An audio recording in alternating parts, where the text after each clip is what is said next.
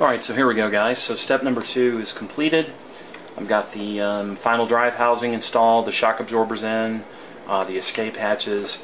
Now, step number 2 calls for the installation of the return rollers.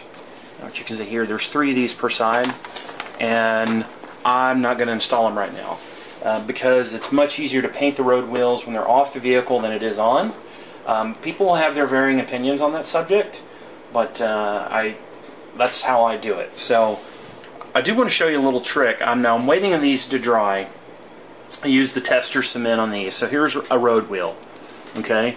Now a little trick just to save you that extra few minutes in sanding time. Where I cut them off the sprue, there's a little mark. Now luckily there's no mold seam, so I don't have to remove anything off this. So if you rotate these two, because they're in 2 pieces, so when you put them together, when you rotate the 2 pieces so that where you cut it off the sprue, they're together. That way when you're swiping with your sanding stick, you'll get them together simultaneously, saving you that extra little bit of stroke there, so to speak, and giving you just a little bit of time savings. So I'm going to move into step number 3. Step number 3 is a little more involved. So I'm going to go ahead and turn off the camera, and I'll be right back. Okay guys, so I continue with step number 3, and what I've done so far was install these toe shackles which go in the back of this hull plate here. I hope you can see that. So here and here, and the little pin that goes through the toe shackle, that's installed. So the instructions, the next thing the instructions are calling out for is the installation of the exhaust pipe. And I could install those as is. They're fine. They really are. I've cleaned them up a little bit already. But I think there's an opportunity here for just a little bit of extra detail. And let me explain why. Let me grab this little. I want you to take a careful look at the opening for the exhaust pipes. They're a little big, and quite frankly, in my opinion, they're not to scale. So what I want to do, just to add that little bit of extra detail, is I'm going to open up those holes slightly. And how I'm going to do that is with a pin vise. Now this is really not a basic technique. This is a more advanced technique. So I'm going to point these out as we get through this build. So once again, please understand what I'm about to do is totally optional, that you can build this just fine. I normally do this with this particular Tamiya kit just because I think it's just that little bit of extra detail.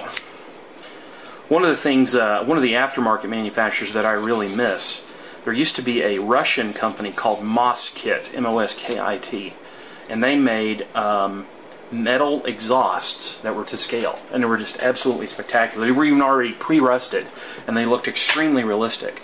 And I had bought a few, ended up selling them years later. Wish I hadn't done that, because this company has since gone out of business.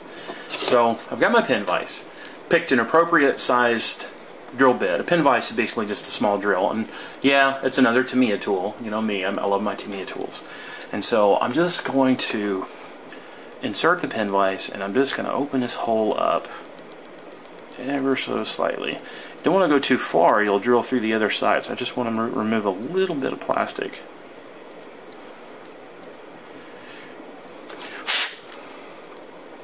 Just to add a little bit of extra detail. The effect can be pretty subtle, but I like it.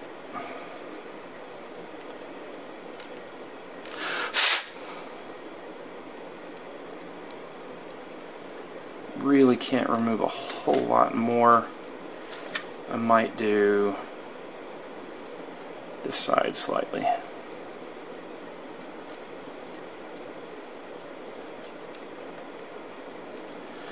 Remove the excess plastic. This side just a little more. Just nice, slow, even strokes. And there you go.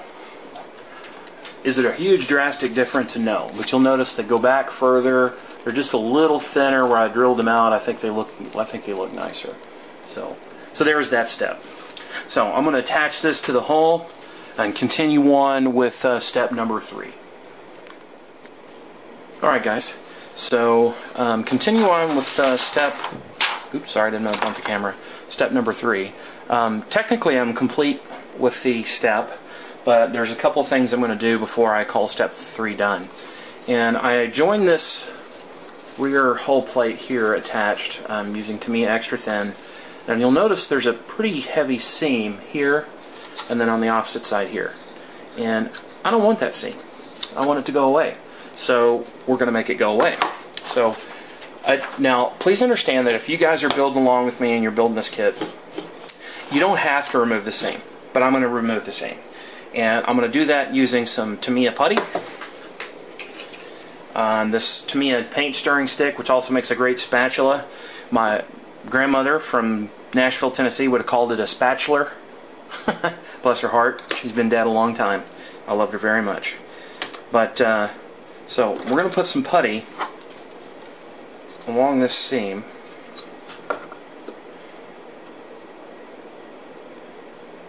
Just going to grab a dab off and apply it along here, like so. A little more for the other side. And just spread it on, like putting butter on.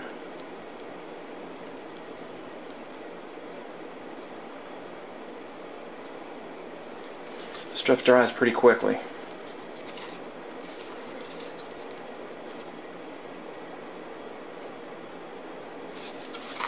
And I know it looks kind of nasty, but we're going to let it dry. Now, another thing I'm going to do after I finish this is we're going to break out another, this is a little more advanced, I'm going to break out a piece of the photo etch, because the instructions actually call out for installing a piece of photo etch engine mesh. This is for an intake, so it's an air intake from the bottom of the engine. Now, I don't know if you can see this here, but I got a fingerprint on this exhaust shroud, which stinks. But this can be covered with weathering. I did that when I got a little aggressive with the application of the Tamiya extra thin, which is a really hot or strong glue. It'll melt plastic in a heartbeat. So yeah, so we're going to be cutting this off. I'll be using different tools for this, and I will certainly demonstrate this, installing this, and we'll be using a different type of glue to install it. It goes on the bottom there. This Tamiya putty should be just about dry. Dries pretty quick. I'm going to give it a few more minutes to dry and clean that stuff off my paint stirring stick here. Be right back. Okay, so it's just a few minutes later, and my Tamiya putty is more or less cured, dried, more on this side than it is on the other. So I need to remove quite a bit of material, so I'm going to be using a coarser sanding stick. This has got a coarser grain to it, and I'm going to start working on this side. And the idea is to sand away the seam. It's not quite dry, but we're going to work around that.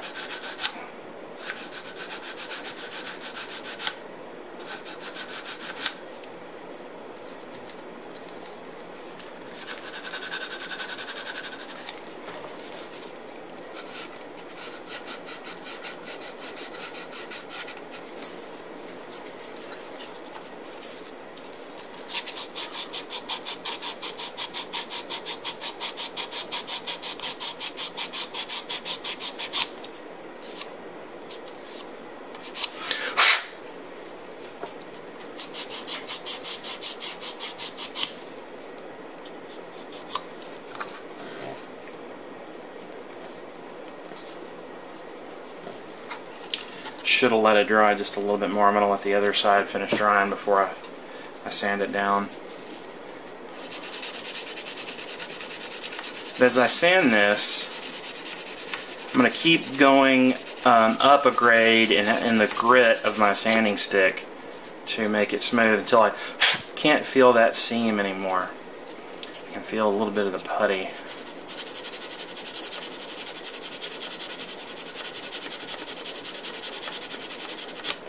That's what we want to achieve.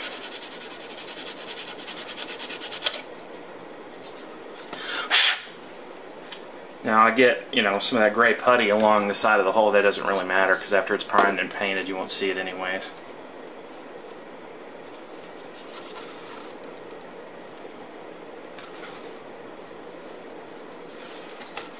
A little bit of a seam up here in the top of the hull. Just kind of level it out.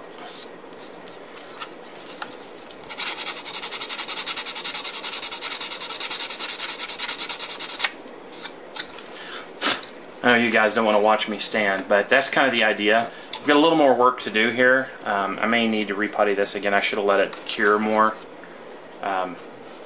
before I did that. But I just kind of wanted to show you that I am going to fill that seam, and then I'll come back when I install the photo etch engine grill down here in the bottom. So, see you guys in a bit.